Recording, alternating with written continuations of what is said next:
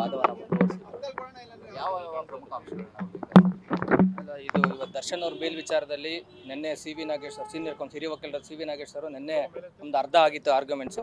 ಅದನ್ನ ಇವತ್ತು ಮುಂದುವರೆದ ಭಾಗವಾಗಿ ಅಂದರೆ ದರ್ಶನ್ ಅವ್ರನ್ನ ಈ ಪ್ರಕರಣದಲ್ಲಿ ಯಾವ ರೀತಿ ಸಿಲುಕಿಸಲಾಗಿದೆ, ಆಮೇಲೆ ಅಂದರೆ ಈ ಪ್ರಕರಣದ ಘಟನೆ ನಡೆದಿಂದ ದಿನದಿಂದ ದರ್ಶನ್ ಅವ್ರ ಹೆಸರು ಈ ಪ್ರಕರಣದಲ್ಲಿ ಬಂದಂಥ ದಿನದಿಂದ ಇಂದಿನವರೆಗೂ ಸಹ ಅಂದರೆ ಚಾರ್ಜ್ ಶೀಟ್ ಸಲ್ಲಿಸೋವರೆಗೂ ಸಹ ಪ್ರಕರಣದಲ್ಲಿ ಯಾವ್ಯಾವ ರೀತಿಯ ಮ್ಯಾನಿಪುಲೇಷನ್ಸ್ ಮಾಡಲಾಗಿದೆ, ಅಂದರೆ ಯಾವ ರೀತಿಯ ಸಾಕ್ಷ್ಯಾಧಾರಗಳನ್ನ ಅವರೇ ಇನ್ವೆಸ್ಟಿಗೇಟಿಂಗ್ ಆಫೀಸರ್ ಯಾವ ರೀತಿಯ ತಿರುಚಿದ್ದಾರೆ, ಆಮೇಲೆ ಯಾವ ರೀತಿ ತಿದ್ದುಪಡಿ ಮಾಡಿದ್ದಾರೆ, ಆಮೇಲೆ ಅವ್ರನ್ನ ಯಾವ ರೀತಿ ಈ ಥರದಲ್ಲಿ ಸ್ಕೇಪ್ ಗೋಟ್ ಮಾಡಿದ್ದಾರೆ ಅನ್ನೋದನ್ನ ಇವತ್ತು ಮಾನ್ಯ ನ್ಯಾಯಾಲಯಕ್ಕೆ senior council C V Nagesh sir ಅದನ್ನು ತೋರಿಸ್ಕೊಟ್ಟಿದ್ದಾರೆ ಸರ್.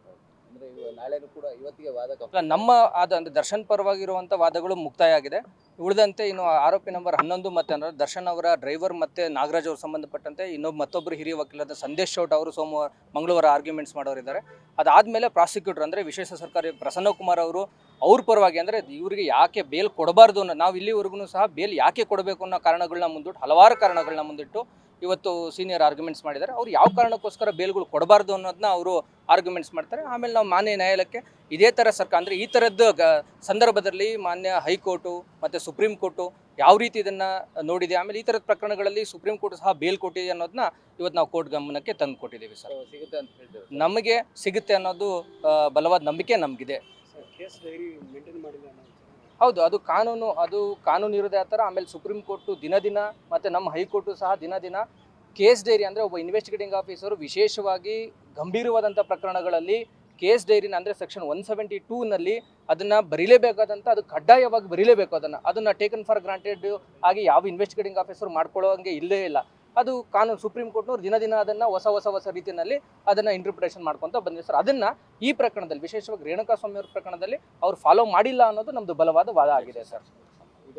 ನೆಕ್ಸ್ಟ್ ಏನಾಯಿತು ಅಂತ ಆಮೇಲೆ ಅವರು ಈ ಪ್ರಕರಣದಲ್ಲಿ ಪ್ರತ್ಯಕ್ಷ ಸಾಕ್ಷಿಗಳು ಇಲ್ಲ, ಆ ಪ್ರತ್ಯಕ್ಷ ಸಾಕ್ಷಿದಾರಗಳನ್ನ ಹುಟ್ಟಾಕಲಾಗಿದೆ ಅನ್ನೋದು ನಮ್ಮ ಬಲವಾದ ವಾದ ಆಗಿತ್ತು.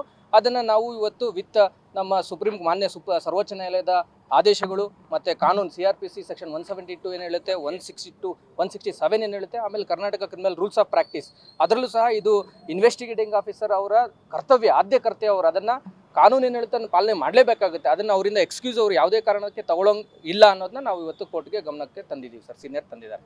ಈಗ ಯಾವಾಗ ನೆಕ್ಸ್ಟ್ ಮತ್ತೆ ಮುಂದುವರೆದಿರೋದು? ಮಂಗಳವಾರಕ್ಕೆ ನಮ್ಮ ಉಳಿದಂಥ ಆರೋಪಿಗಳು 11, 12 ಮತ್ತು ಉಳಿದಂಥ ಆರೋಪಿಗಳದ್ದು ಸಹ ವಾದ ಇದೆ. ಅದಾದಮೇಲೆ ಎಲ್ಲ ಆರೋಪಿಗಳ ಪರ ವಾದ ಆದಮೇಲೆ ವಿಶೇಷ ಸರ್ಕಾರಿ ವಿಭಾಜಕರು ವಾದ ಮಾಡ್ತಾರೆ. ಅವ್ರದ್ದು ವಾದ ಆದಮೇಲೆ ನ್ಯಾಯಾಲಯ ಒಂದು ದಿನಾಂಕವನ್ನು ನಿಗದಿಪಡಿಸುತ್ತೆ ಈ ಪ್ರಕರಣದಲ್ಲಿ ಆದೇಶವನ್ನು ಪ್ರಕಟಿಸೋಕ್ಕೆ.